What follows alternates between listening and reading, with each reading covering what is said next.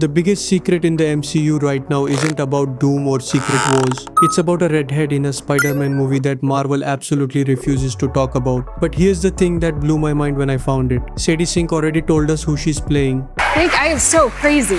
Was that wild? Yeah, And almost nobody noticed. Let me take you back to something that happened before she even got that phone call from Marvel. Sadie was just scrolling through her phone like any normal person, and she started seeing all these posts and videos saying she was going to be in the new Spider-Man movie. And she was sitting there thinking, wait, I am? 2 days later, Marvel finally called her and officially offered her the role. She found out she was cast through fan theories and online speculation before the studio even bothered to tell her themselves. That is not how things normally work. That means someone leaked it on purpose, or someone wanted us to start talking about it long before any official announcement. Now pretty much everyone on the internet is convinced she's playing Jean Grey. You can't really blame them. She's got the red hair, she's wearing that green and yellow outfit, and the trailers show her using psychic powers. It seems like an open and shut case, right? Wrong. When Sadie got asked about all those Jean Grey theories, she said something that everyone completely overlooked. She said a lot of people forget that hair color can change. Think about that for a second. She's basically telling us that we're all looking at the wrong clues. She has red hair right now, sure. But what if she's not supposed to have red hair in the movie? What if Marvel is using her natural hair color to throw us off the trail and make us assume it's Jean when it's really someone else entirely? And honestly, that's not even the wildest part of this whole thing. Here's something that barely anyone knows about Sadie Sink. She's not just some Netflix star who got lucky. She's a serious theater kid, and I mean seriously serious. She played young Queen Elizabeth II on Broadway, and she did it opposite Helen Mirren, who's literally an Oscar winner. She was only 11 years old, sharing that stage with a legend. Then just last year, she got nominated for a Tony Award for a play called John Proctor is the Villain. That play is all about questioning who we decide to call heroes and who we decide to call villains. It's about how stories can be twisted and manipulated to make anyone look like the bad guy depending on who's telling the story. Sound familiar? Because that's exactly what's happening with her Marvel character right now. The trailers are making her look like a villain. But what if that's just what they want us to think? What if she's actually the victim in all of this? Okay, this next part is going to catch you off guard. Back in 2018, when Sadie was just 16 years old, she narrated a documentary called Dominion. She was in it alongside Joaquin Phoenix, Rooney Mara and Sia. It's a documentary about animal rights, something she's been really passionate about since she was 14 years old. She actually went vegan after working with Woody Harrelson on The Glass Castle. She's been doing activism work quietly for years without making a big show about it or trying to get attention. So why does any of this matter for a Marvel movie?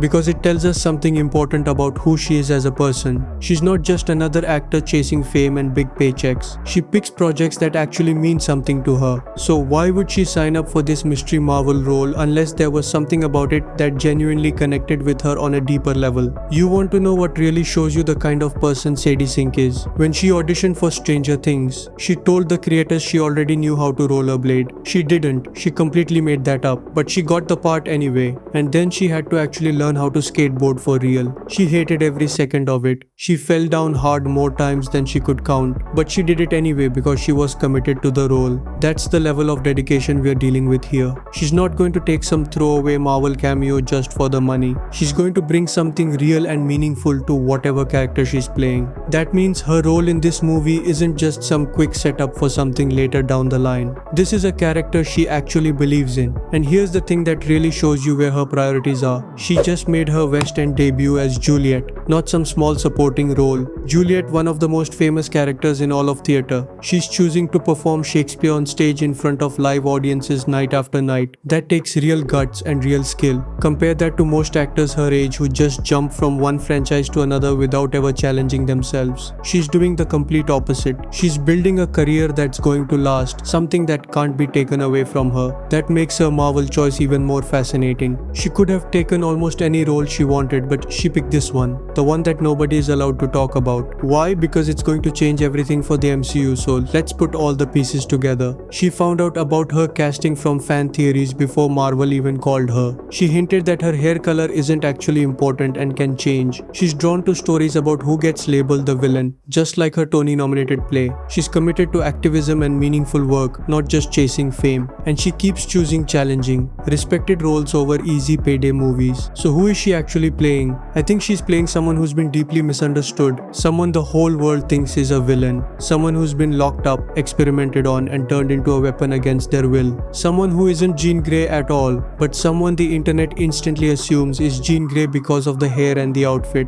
And that's exactly what Marvel wants you to keep thinking. Here's the last clue that ties everything together. Sadie mentioned in an interview that there's so much speculation out there, and she feels like there's a new character every week that fans think she's playing. She also said that fans actually got one theory right.